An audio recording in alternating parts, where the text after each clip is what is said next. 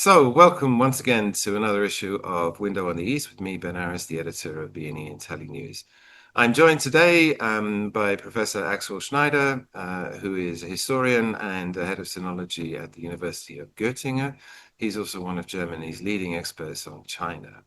Axel, very nice to see you again. Hello, thank you for having me. So the reason why I wanted to talk to you was at the weekend, Mark Rutte, the General Secretary of NATO, made this extraordinary comment. He said that it's possible, or NATO should prepare for the eventuality that Xi Jinping might ask Vladimir Putin to attack NATO to provide him cover for then attacking and taking back Taiwan. Now, this has caused quite a lot of commentary. I'm not a sinologist myself, but people I've read and my understanding of China is that Beijing would never proactively launch a war. And I do claim to be a Russian expert, and I think that if Putin was asked to attack NATO, he wouldn't do it. I mean, the main point being here that after 3 years, Russia, full power, all of it, expended all of its military power and economic power, has only managed to take 20% of Ukraine. And the idea that Russia would then go on and attack the most powerful military alliance in the world is just nonsensical. But specifically, Axel, to what extent do you think that this is, I don't know, I mean, Rutte has been called a moron by some people for suggesting this, but other people have said that it might be actually just a slightly clever political gambit, and the idea is to G up everybody to meet this 3.5% of GDP defense spending, which NATO would like to see. What's your take? Well, first on Rutte, I mean, I wouldn't take this too seriously. I mean, I think it's what you just mentioned. It's an attempt to put pressure on some NATO members to increase spending on defense. I mean, Russia isn't even able to cope with Ukraine. I mean, it's paying a huge price in hardware and in manpower to just capture a little bit of Ukraine. So I don't think there's any possibility for me, even if Xi would ask Putin, which I don't think he would. But even if he would ask Putin, I don't think Putin would have the will and the ability to do that. It would be suicide for Russia. Even and they're playing with their nukes and threatening people with their nukes, but I mean, still, I mean, these guys don't want to commit suicide. Yes, I agree. I think it would be suicide, economic suicide for Russia, not only a military suicide. Both. However, I mean, it does bring up a serious point, in so much as America is now involved in two wars, the one in the Middle East, Iran versus Israel, and the Ukrainian war.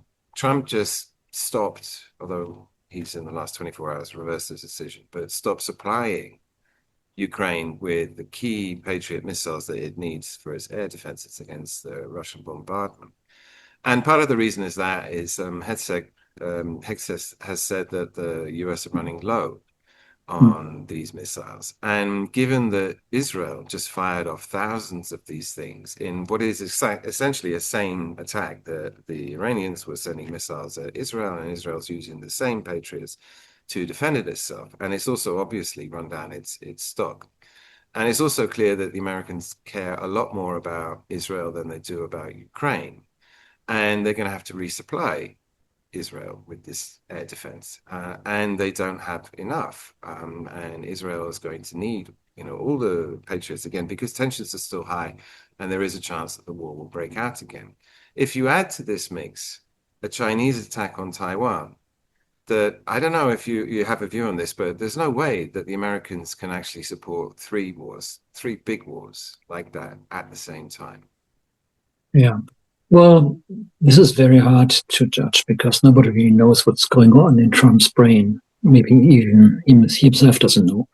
So it's hard to say what they will do. The strategic interest of the US is clearly more in Israel and Taiwan than in Ukraine. In Ukraine, they have been observing how Russia has basically failed to achieve its aims. With regard to Israel, you just mentioned that this is their priority, at least in the western part of the world, and in the eastern part, in East Asia. I mean, if they would not support Taiwan in one way or the other, and if Taiwan would fall into Chinese hands, the American position in the Pacific as a dominant power would be finished. Japan would be jeopardized.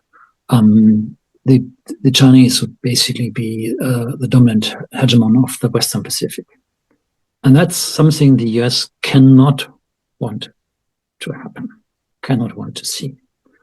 Not to mention the fact that if the PRC would occupy Taiwan, it would get hold of two harbors in Hualien and in Taidong, which are very close to very deep sea. So from these two harbors down to you drive some 20 sea miles out, and then you're 10 miles down. That's a perfect harbor for submarines who carry nukes to We talked disappear. about this before. This is the part of the motivation of taking Taiwan is that the South China Sea is very shallow, and so that China can't send submarines out without being spotted. Right. And if they That's have the one. Taiwan, then that changes the strategic game, and suddenly all the Chinese subs become invisible. Right. Once this is basically strengthening their second strike capability, but on top of that, they would be able to control traffic, sea traffic in the Western Pacific. If that happens, the US is basically no longer the dominant power in the world. They cannot they cannot let this happen. Whether they would actually interfere and in what way, it's very hard to say. But let's just not talk about the US because that's something that we currently really don't know what they are up to. The policy of the last 2 or 3 years is one of basically going for a confrontation with China. On the Chinese side, it's much more complicated because Xi is no longer as powerful as he was 2 or 3 years ago. The economy is not going well, to put it mildly. Um, if they would now, for example, if you talk about this remark by Rutte, if they would ask Putin to do something like that, I mean, they would after be obliged to Russia to support them. But Russia never has been an ally of China. I mean, formally yes, but in fact never. I mean, Russian national interest is not a strong China. On the contrary, and vice versa. So You you're would if you saying look. that if China went to war with the States over Taiwan, that they can't rely on Russia to be a military ally? No, I don't think so. They couldn't do so in the late 1940s. I mean, Stalin supported the KMT until very late in the Civil War. And then he switched sides because he realized, okay, that CCP is going to win. So Russian policy vis-a-vis China is basically driven, of course, by Russian national interest and vice versa. Chinese policy there is driven by Chinese national interest. And if you look at the map,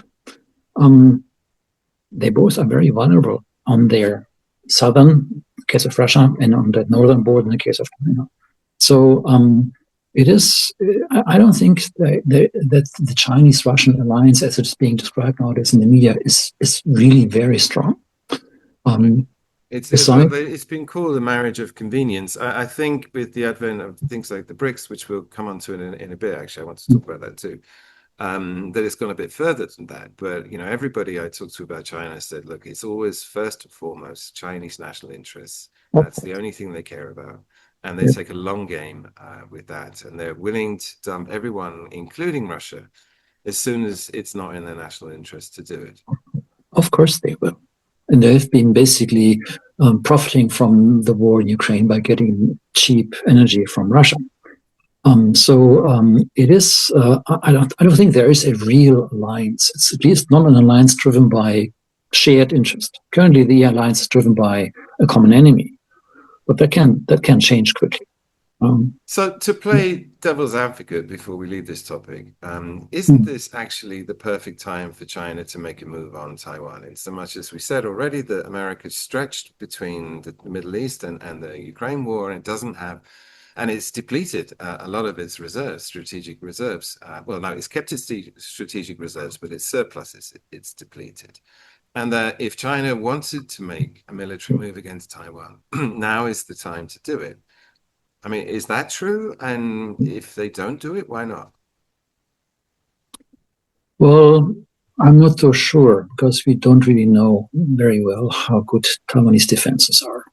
And the PRC probably wouldn't even have to attack Taiwan, just have to block it. I Mm. mean, Taiwanese energy resources are enough to keep the country running for 2 weeks.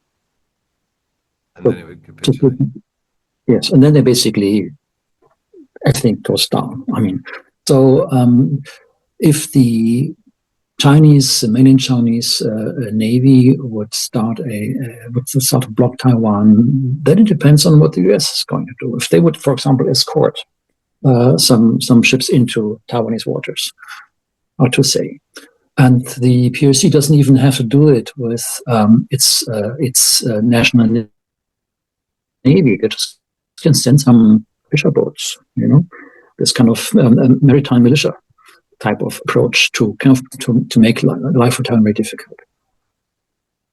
So there would be several steps the PRC could take. I personally, and this is just my hunch from observing domestic policy in the PRC, Xi has been purging all those who are opposing a very belligerent policy.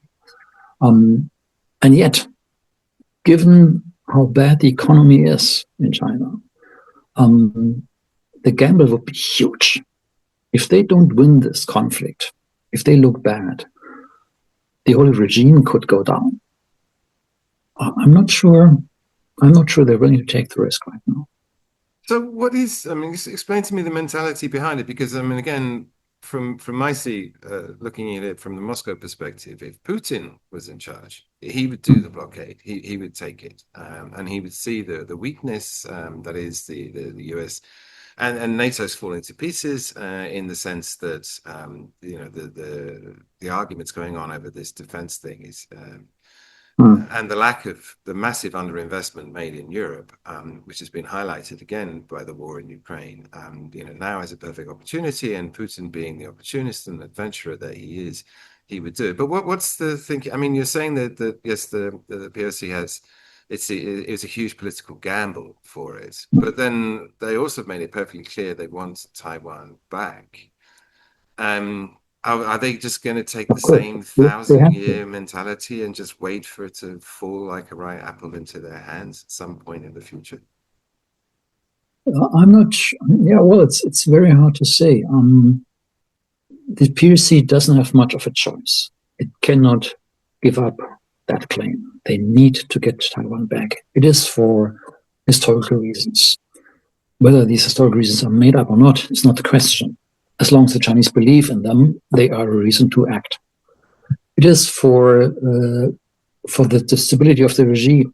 Pressure on the CCP from Chinese nationalists is very strong. If they look soft on Taiwan, they are in trouble domestically. And third, the question of the strategic interests of the PRC. So they cannot give up on Taiwan.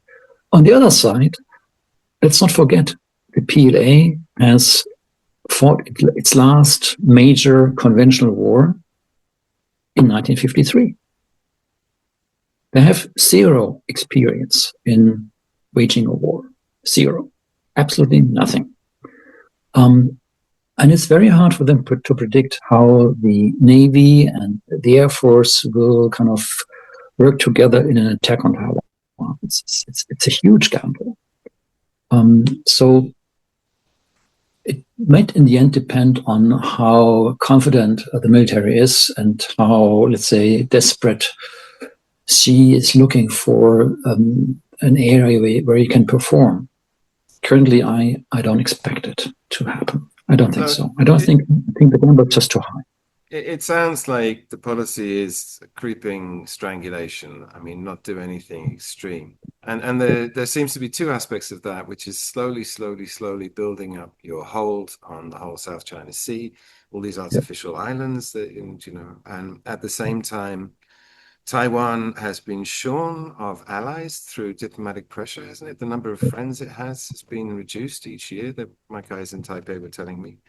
And in parallel to that, there's a buildup of Chinese military tech, and that was highlighted to me by the Pakistan-Indian conflict, where suddenly I think it was Pakistan that was flying these, what are they, the J-10s, J-20s, the Yeah. Chengdu. airplanes, which suddenly currently. came onto my radar as very Yes, advanced stealth fifth generation yes. fighters. And they shot down a lot of Mirage of French fighters. So, well, tell me first about the military buildup. That's easy because China already has the largest navy in the world. It's in the Yes, process of building up a significant submarine fleet, and then suddenly I'm suddenly aware of these fifth generation fighters. yes, You know, yes. to how it's not ready to take on the States, but it's going in that direction rapidly, I think. Yes. Well, if I were in the position of the State Department and Pentagon in the US, I would exert huge pressure on Netanyahu to finish this conflict as soon as possible. And then I would pull out of Ukraine, keep in outer form, but basically pull out of Ukraine and put all my eggs into the East Asia. Which is exactly what that's Because I think exactly this what is where Hegseth said. where the He decision. said Hegseth said Well, exactly this. He said but he's going to end all wars except for Taiwan. yes, I mean, this is what basically has been, in one way or the other, the policy ever since Obama. Mm. Not in these words, but Obama shifted the strategic focus of the US onto East Asia. Because he knew that the biggest challenge for US supremacy in the world is coming from China. That's pretty obvious. That is what I would do. And it's not a question for China whether or not they want to wait and how strong they think they are. We don't know. This is basically just guessing. But the I policy don't. is to build up the defense, the PLA to the point where it can challenge the states, in so much as it's already taken over in Navy, and there's the appearance of these fifth generation fighters now, which suddenly, have appeared on the scene. Suddenly, everyone's buying them. I mean, but is Yeah, that developed together with the Russians? I mean, I didn't realize they no, had such a. no, it's independent. That's independent. I mean, the Navy. That's interesting. The Navy has partly been built up with the support of Ukraine. Hmm. The first Chinese aircraft carrier was an old Russian one that was updated and modernized with the help of Ukraine experts from Ukraine. So there's a very close cooperation between the Chinese Navy and the Navy of Ukraine. At least in the past, there was a very close cooperation.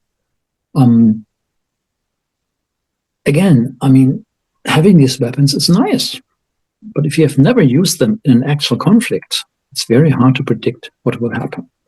The last war, which was not a full conventional war China has fought, was in 1979, a 2-month campaign against North Vietnam, which didn't go well for China.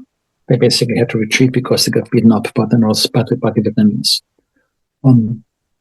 And for me, as somebody, when I put myself into the shoes of Xi Jinping, that's the big question mark. How well will all these machines perform? They look wonderful on paper. It's high tech. It's all great. But once you have to put them across the Taiwan Strait into a war against Taiwan, it's very hard to say what would happen. So if I were in the position of Xi, I would not go for that risk. I would rather go for the current approach of strangling Taiwan. And on that score, I was reading And that basically building up a huge navy. Yeah. I was reading that the US is sort of fighting a rearguard action here, and really their only strong, firm ally in Southeast Asia is the Philippines, and there's been various security deals there. But the as for the rest, China's increasing its influence in all of the countries. I mean, through economics, through trade, Belt and Road. But then the Americans are looking increasingly isolated on their island in the Philippines. Is that true? No, I don't think so. I think it's. I mean, the Japanese and South Koreans are not interested in China expanding its sphere of influence. Mm. Absolutely not. So Japan, I think, is another factor, and they've been building up their army or their self-defense forces, as they call it, rapidly in the last 10, 15 years also. So, I mean, they have been investing a lot into defense. I don't think, I mean, the Philippines, South Korea, China, and to a certain degree also Vietnam are not interested in China expanding its grip on the Pacific. No, I don't think so. So, and what's They'd rather, Beijing's mentality here? I mean, it seems to accept sort of autonomous in so much as, it doesn't want to dominate. It's not going for the colonial model.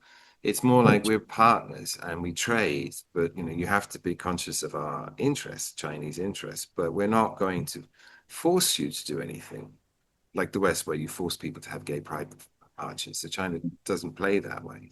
What's the yes, difference? that's the rhetoric. The Chinese nation has always, since times immemorial, been peaceful. That's a self-image. That's a rhetoric, which is not supported by historical facts. China has been as belligerent as any other country in the world. They just have been sometimes in a more difficult position. So I believe that the Chinese realize, given their position, their strategic position, a full-fledged military conflict with two or three major powers of the Western world would be very hard to win. Just look at the map. Just imagine you are the Minister of Defense in the PRC, and then you look at the map, and then you don't sleep again for the next 5 years, because this country is impossible to defend if it gets attacked. In the south, you have the sea. In the north, you have Russia. In the west, you have Tibet and Xinjiang, and then in the east, you have countries that don't like you. As every player of Risk can tell you, the game that Eurasia is impossible to hold because it's got too many borders.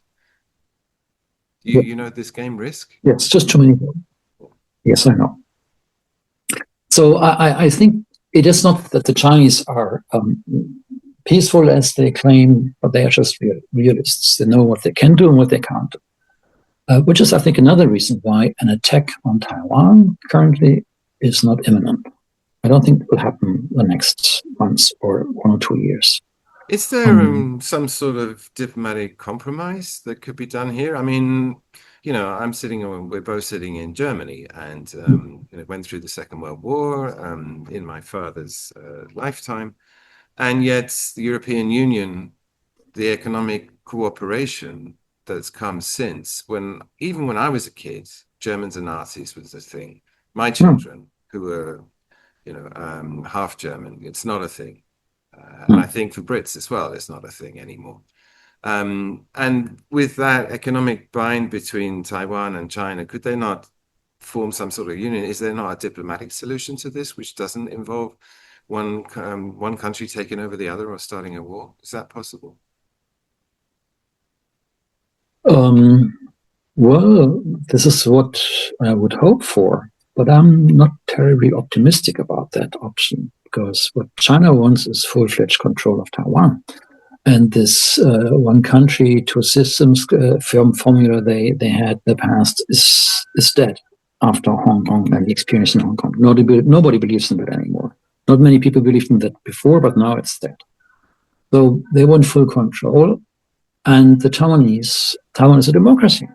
They don't want that. They don't want to be controlled by the regime in Peking.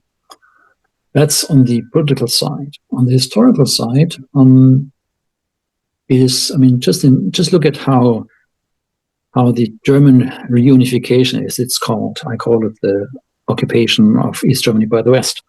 How that has been playing out in the last 20, 30 years. It's basically a failure in terms of mass psychology. People in the East don't identify with this new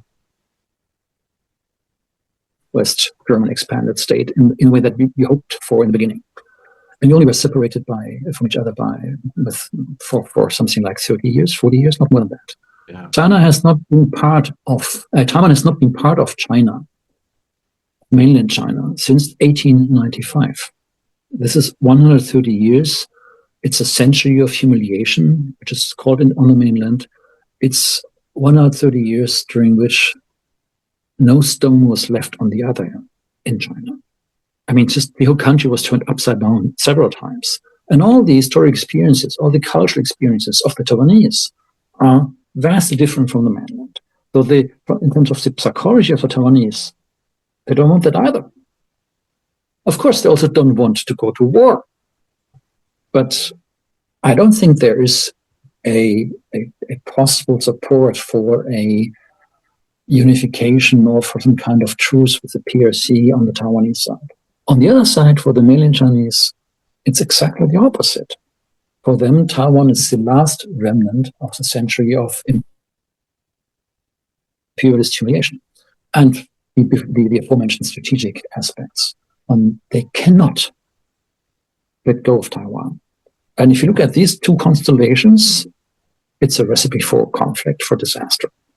So there are, of course, good reasons not to go to military, not to go to war over that. But I simply don't reducing America's influence in the Pacific would help the whole campaign in so much as it would further isolate Taiwan and push it towards being somewhat more cooperative if you get the right government in, that kind of thing. Yes, but then you have the next problem in Taiwan, that the old KMT that was in power from 49 on Taiwan, from 49 up to the last time with the presidency of Ma Ying-jeou, that's ended some 10 years ago. This KMT, which is kind of, they call it blue, that is pro-Chinese, not pro-PRC, but a Chinese identity. The KMT is dead. It's no longer functional. So I currently don't see an opposition in Taiwan that would push a policy of reconciliation with the mainland. On the contrary, the current president is, at least in the past, was a green, meaning a Taiwanese independence hardliner. It's all set for conflict. And to broaden out, we can only hope that economic and other intelligence will. Yeah. Yes. To broaden out, we mentioned at the beginning BRICS, and the BRICS summit in Rio has just finished, and this has gone from equity marketing term from Goldman Sachs, whenever that was, a decade and a half ago, to actually being a political organization. And it's young. I don't think it quite has worked out what it wants to do, what it represents, but more and more people are joining up, and Indonesians joined this January. I thought that was fairly decisive because that brings another huge Asian country into the BRIC camp. And more specifically, I've been pointing out that the president, the new one, was invited to go to the G7 and skipped it and turned up in St. Petersburg to be the guest of honor at Russia's investment conference instead. And they're pushing Xi Jinping and Putin this multipolar world in contrast to the unipolar dominated by the States. And I think you can argue, actually, they've already made a lot of headway in breaking up the unipolar world, that America's grip on the rest of the world has been severely weakened. Yeah. And that's been made worse or catalyzed by Trump. Yes. But what does this multipolar world look like? Because Putin and Xi Jinping did this 8,000-word essay that was released last year. I was looking through it, and it's all talking about equality and countries should be respected, and they could make their own, they have their own domestic policies, and you shouldn't interfere with it as a partner, and you should have pragmatic, interest-bound, mutually advantageous relationships, which all sounds great. I mean, it's a kind of sort of socialism almost. But you're also suggesting that, beneath that, Russia has an agenda, China has an agenda, and those two in particular want to dominate their backyards. And it's not quite so lovey-dovey as it sounds. What does the multipolar world look like? How does it work in practice? Well, that's hard to predict because the rhetoric of that BRICS is basically in line with 1955, the Bandung Conference back in Indonesia, when China, represented by Zhou Enlai, was basically saying there's a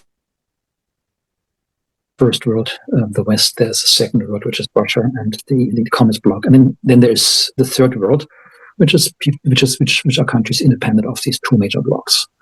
And back then, the rhetoric was exactly the same. It is coexistence, non-interference, territorial integrity, sovereignty, and so on and so forth. The question, of course, is the policy the PRC is currently pursuing with BRICS is to try to break US dominance by attacking different pillars of US hegemony, among which is, of course, also the US dollar. And they're trying to weaken the US and the West by doing this. And they are getting lots of support, of course, from the global South, because they haven't forgotten about the imperialist past and how the West has behaved in these areas. So that is the strategy of weakening the West. If that is successful, what comes next? I don't believe in peaceful coexistence. I'm a historian.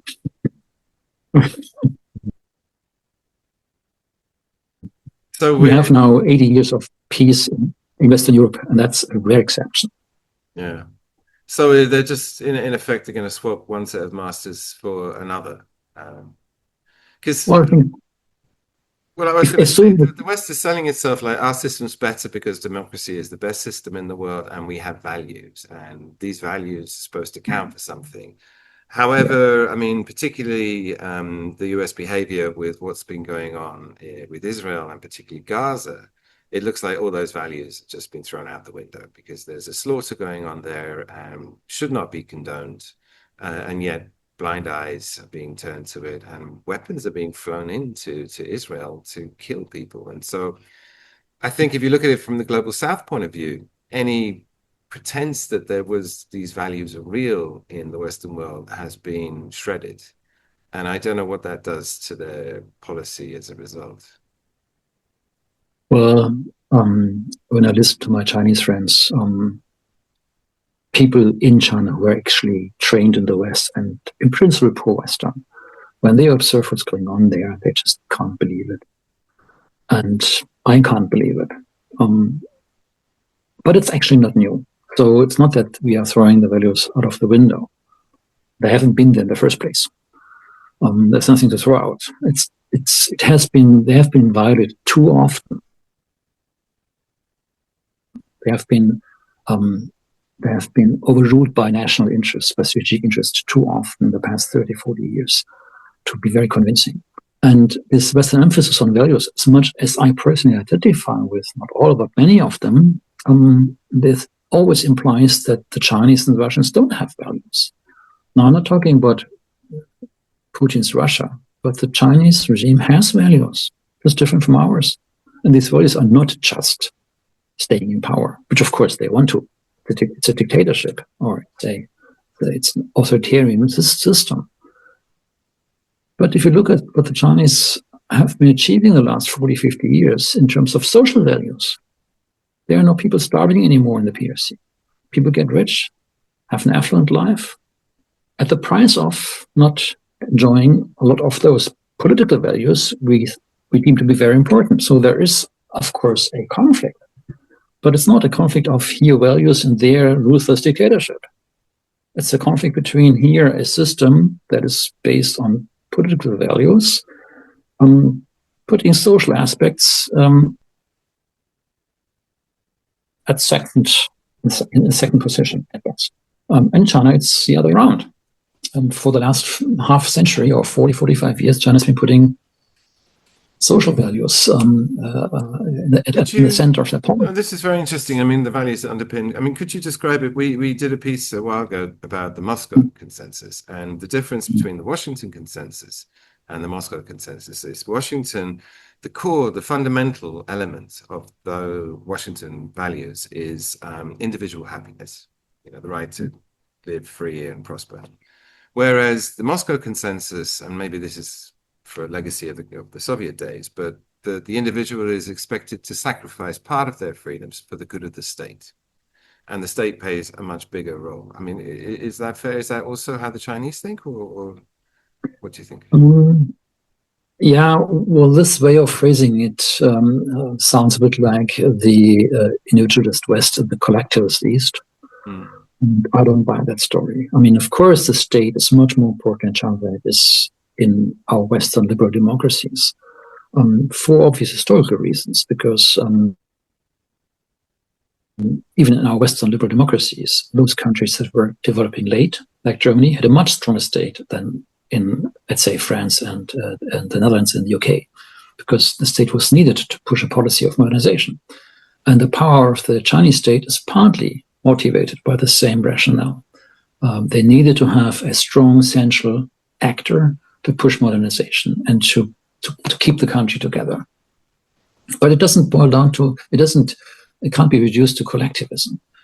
Because the Chinese, what the Chinese middle class, and middle class is something like 600 million people, the liberties they enjoy in terms of their personal life, what they can buy, where they can travel, are of course not what we would expect a liberal democracy to provide, but they are much more than they used to be 40, 50 years ago, much more.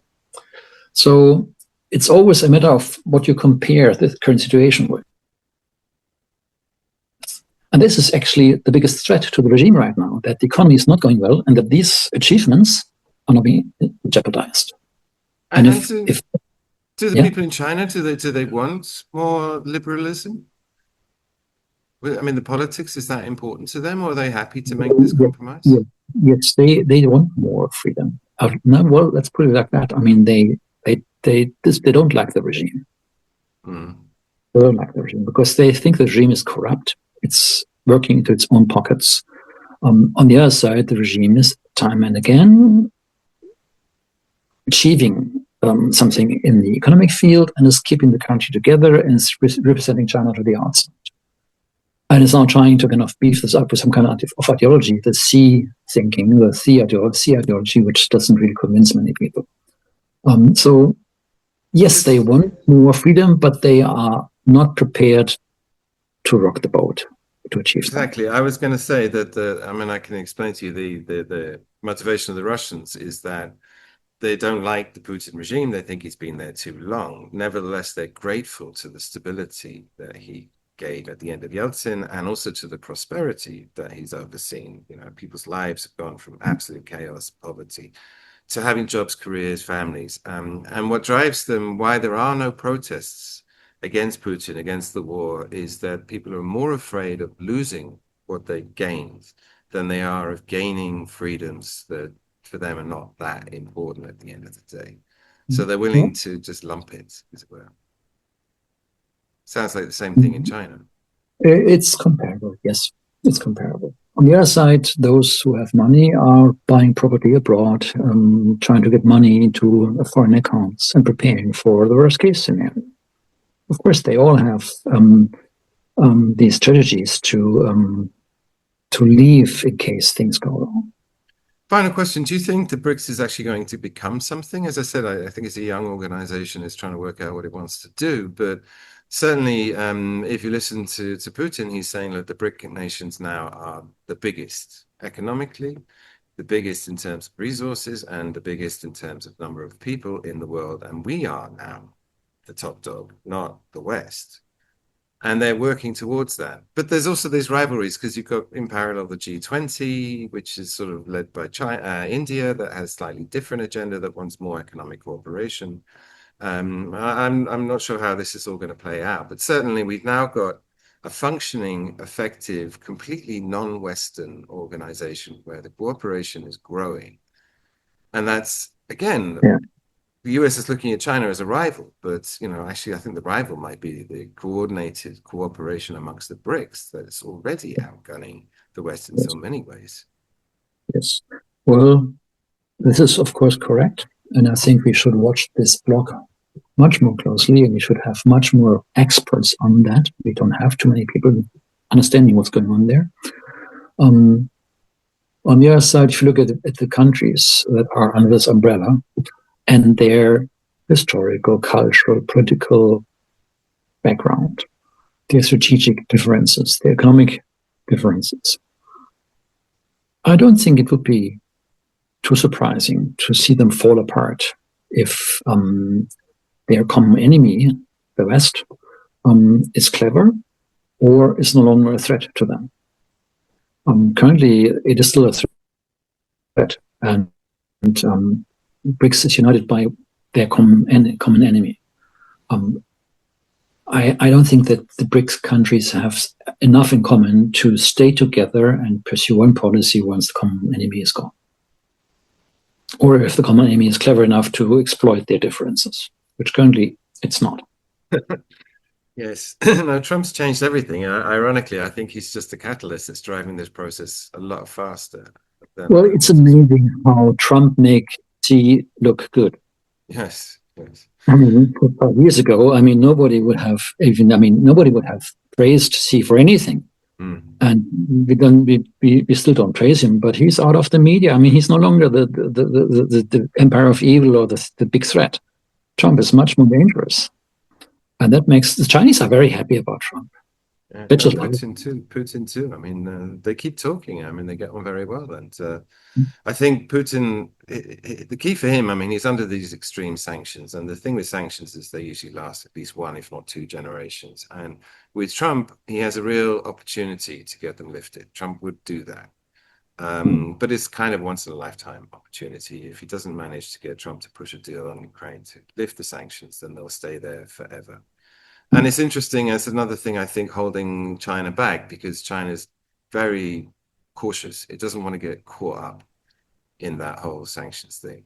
Yeah, And it's just yeah. when it's the one part of the sanctions weapon that works is if you threaten secondary sanctions on Chinese banks, then they'll immediately cut all their ties with the Russian banks. Yeah. So Axel, look, thank you very much for taking the time to talk. Fascinating as always. We should Thank come back you. to Thank this you. when the attack on Taiwan starts, or if not, Yeah, when good. we're already Well, pensioners. also, I mean, if you want to get some input on that from somebody who is a real expert, that who has been looking at that in great detail, with a lot of background knowledge about the Chinese position, you should talk to my previous PhD supervisor, Professor Axel. She has written an excellent book about the Chinese foreign policy that came out last year called China, die Neuordnung der Welt. Sure, we'll do. That's I a very good mean, read. So, uh, our intention is to actually have more of these podcasts. So I always find them interesting, fascinating to have conversations. So on that note, for those of you at home listening, watching, then I recommend you go to our website, IntelliNews.com, where we write about all this stuff on a daily basis. There you'll also find on the right-hand side a button called Editor's Picks. Sign up to that. It's a daily email digest of our best stories for the last 24 hours. And you can follow us on Twitter at BNE IntelliNews. Once again, Axel, thank you very much.